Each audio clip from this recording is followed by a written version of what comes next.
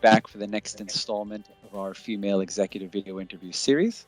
And we have with us today Tan Bin Ru, is the Chief Executive Officer for Southeast Asia for OneConnect Technology, which is extremely fast-growing, successful business and at the forefront of modern technologies.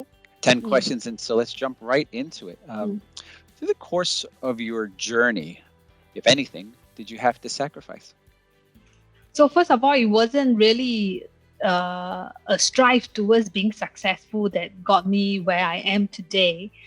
It was having enough to feed the family, having enough to support my parents, to support my husband in bringing up the kids. But along the way, I would think that I put in a lot of time at work.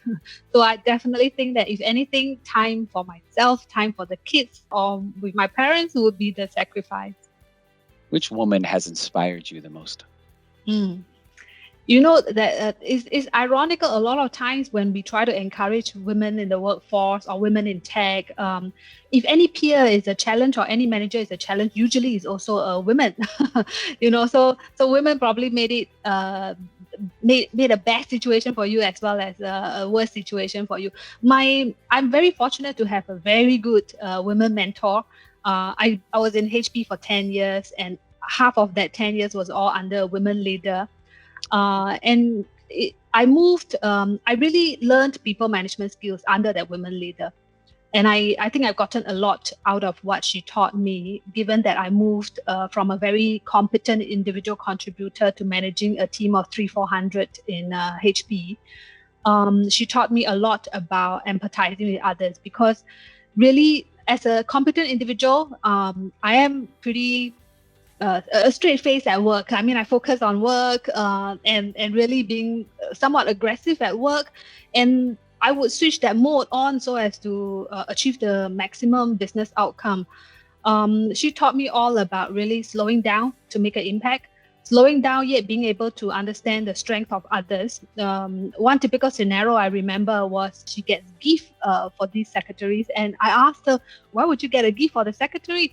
And she told me that, the secretaries will probably be able to appreciate that gift and probably be able to help you with things that's maybe outside of your control. Yeah. And that taught me a lot about really understanding the strength that individual has, no matter big or small in an organization. Could you remember a key leadership lesson you've also learned along the way that's maybe unique as a female leader? One key lesson I learned from my own career journey is I always almost 100% regret whenever I decide not to speak up. And I would think that a lot of women might feel lack of confidence in a certain way, especially if you're not an expert in the field, that you dare not ask a basic question, or you just don't speak up with regards to your view. It may be a simple question: are we going down the right track? It just didn't feel right? And almost 100% of the time, whenever I decide not to speak up, I regret. Yeah. So I would think that from a leadership lesson I learned is go with your feel, be genuine to contribute. Everything is about learning. And a lot of times when you ask several basic questions, you realize that your understanding is a whole lot better and clearer. Outside of the office, how do you unplug? I know my husband for 10 years and married him for 20. So we're together for 30 years. So my husband's not that interesting anymore. And my kids are grown. My son is in the army. My daughter is in high school. I spend all my time with the dogs, actually. I've tried reading. I've tried exercising. I've tried not to touch my laptop after 9, maybe watch a Korean drama. Nothing works for me because I still think of work when I'm asleep. I still wake up in the morning feeling like I have not rested. So the only thing is really spending time with the dogs, because the dogs need attention. And especially if I'm grooming them, the process of grooming, I actually take quite a bit of time to groom them, because yokis, you can slowly cut and trim the hair. And it takes a lot of focus, because otherwise you might injure the dog. And that amount of focus allows me to totally switch off. You can, after grooming the dogs, you feel like, what was the last thing on my mind? I don't quite remember. And that's where you really feel that, okay, you have switched off. Yeah. Back to the office now. The best advice you've received along your journey? I'm very lucky in my career to have gotten many good mentors along the way. And maybe this is also an expectation of who you work for. Whenever I choose a person to work for, or the company is important as well.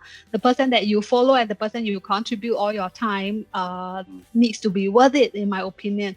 I have this very good mentor in HP as well as in Microsoft, because when he moved to Microsoft, he has asked me to join him in Microsoft, so I also joined him in Microsoft. And there was this role in HP that he was looking to get me into, and he knew from the start he's going to give me the role, but he decided during the interview to tell me that he's not that decided to give me the role. And then I got a little defensive, and I told him, I started giving him all the justifications. My experience in this field is more than the rest. This area had 5 functions, and I've done all of them. I've spent this much of years in HP. I'm your best performer. And at the end of it, he said, you go back and you tell me a different set of reasons why the organization should pick you in this role and come back to me. He had decided from the onset he's going to give me the role, but he wanted to hear different reasons from me. Took me a few days of getting a bit upset and then going back to tell him that the organization or the department is at this particular stage whereby my expertise fits in a different in a complementary way. And then he ended the conversation with you see, it's the same reasons, right? What you said in the first day, but now it's not all about yourself. That's what he said. And that really struck me, that learnings that he deliberately gave me stuck with me for a long time. And I think it's really, really good learnings, because I feel that a lot of times when we are very competent individual or very competent manager, we have a tendency to look into our own strength and feel that you deserve what the organization should give you, the opportunities that should be entitled for you.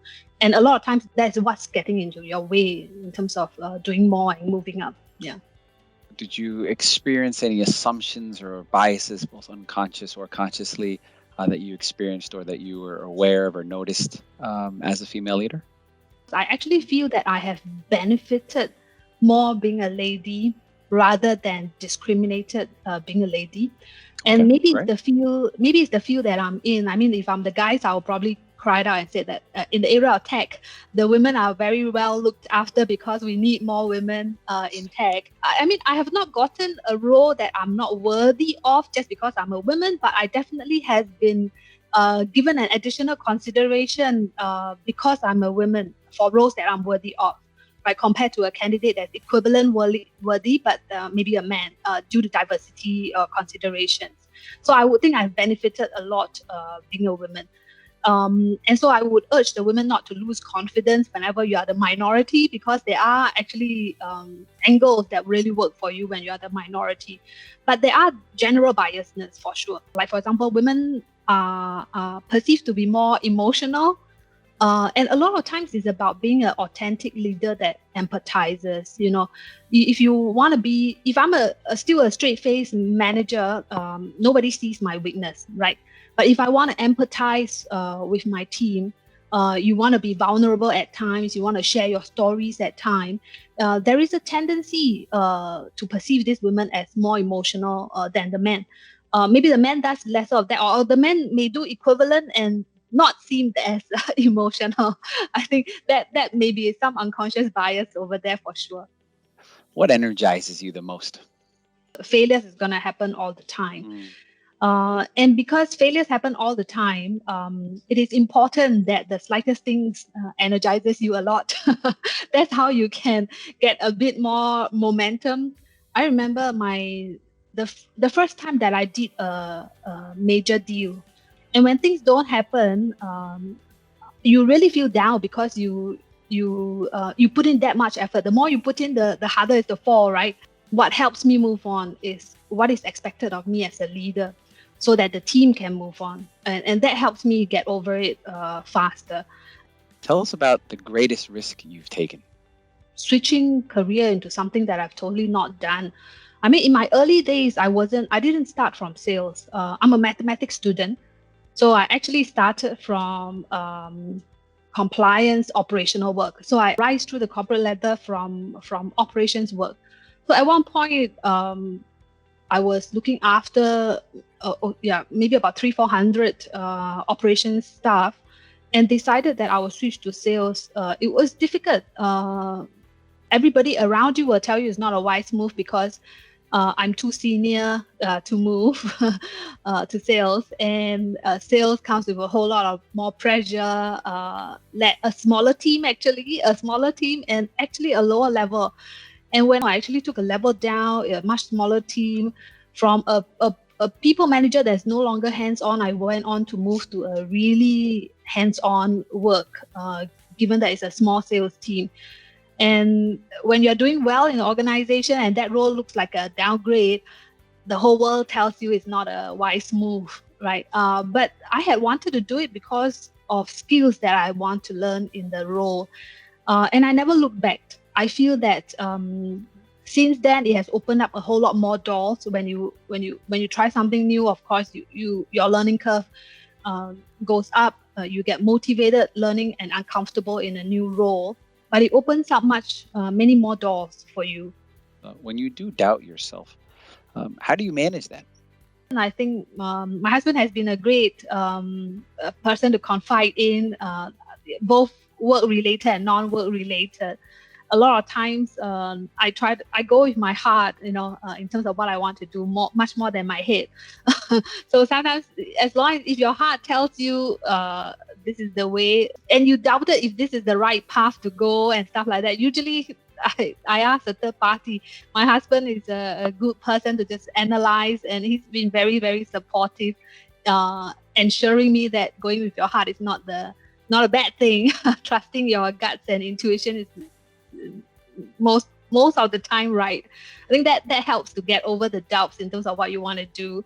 I'm in general a risk taker, so I don't take too long to decide, because the longer you procrastinate, you never do it. Right? What's been your biggest home indulgence that you've allowed yourself?